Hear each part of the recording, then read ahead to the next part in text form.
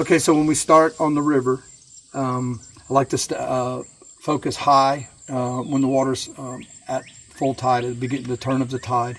And we use trick worms. We either use a white trick worm or a pink trick worm on a number 3 or 4 extra wide gap hook.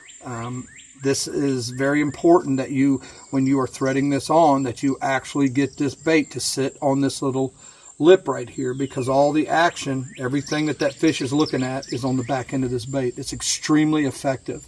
This needs to be cast at the base of trees as you're moving along, and also on top of the grass. Work it off the grass until you hit the edge of the grass.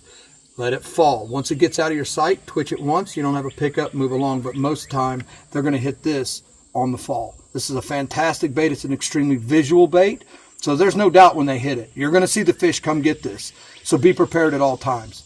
Pink, white trick worm, top of the tide. Number 1. Once we get to a point in the tide where I think it's down just enough, I am going to move to a weightless Senko. Now, you can use the colors of preference for yourself. I like using anything watermelon, black and blue. Same hook. So you can literally run your trick worm and your non-weighted Senko on the same rod. This one is very important because this one you need to focus not so much on what the bait's doing, but what the line's doing. This falls differently. And when those fish hit it, you have to see the fish pick it up. You're not going to feel the bite. You're going to see the line jump. So always focus and pay attention while that's in there. Once you get to a count of maybe 2 or 3 or maybe even 4 depth-wise, bounce it twice. If they don't pick it up, move it out. This is not going on the bottom. This is for fish that are in the mid-range area. So if they're not willing to come up and eat it on the top, maybe they're just below the surface. So let this thing sink a little bit. Count 3, 4, 5. And then bounce it a couple times, but the most important part is make sure you focus on your line. Have a line that you can see. That's the most important. Now we're getting to the point of the tide where it's dropping pretty far. I'm going 1 of 2 ways at this point. Not only has the bait run out of places to go, but so have the fish that you're trying to catch. So we need to get down there where they live. Okay, separate rod.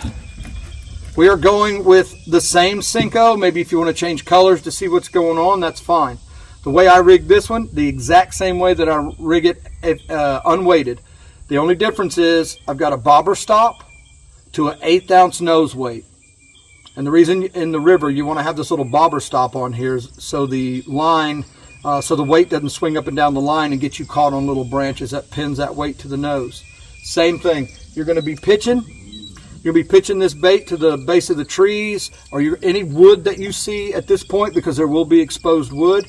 You're going to let this thing hit the bottom. The most important thing about this bait, leave it on the bottom. Once it hits, I want you to reel up to catch your bait, your line, so you're in touch with the bait. Lift your line very slowly. You're a slug on the bottom. Drop your tip, catch up again to your line, move it a second time.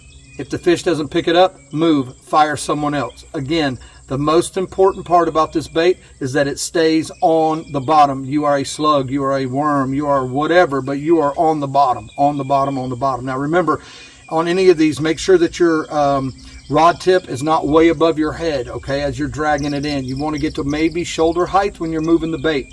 The reason being is you want to be in hook set position. When this fish picks this bait up, there's no reeling down to catch up to it. You're already in contact with the bait, and you're already in position to set the hook on these fish. So don't go above your head or shoulders with the tip.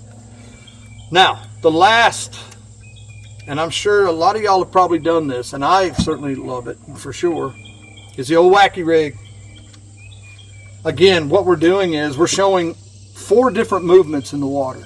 Okay, this isn't a spinnerbait or a crankbait or anything like this. These are 3 absolutely different movements using worm baits. This is a wacky rig, and the importance of a wacky rig is, 1, learn how to walk it, put it in the exact same areas you put your weighted stuff.